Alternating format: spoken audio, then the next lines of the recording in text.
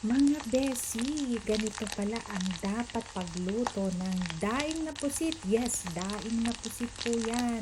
Hindi nangamoy ang buong bahay, pati kapitbahay. Ayan, hugasan lang po ng 5 to 10 times. Tanggalin yung ulo, yung mga trimmings.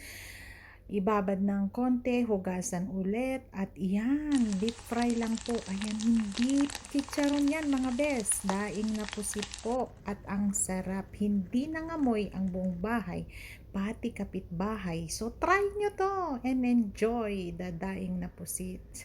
Thank you for watching. Bye-bye.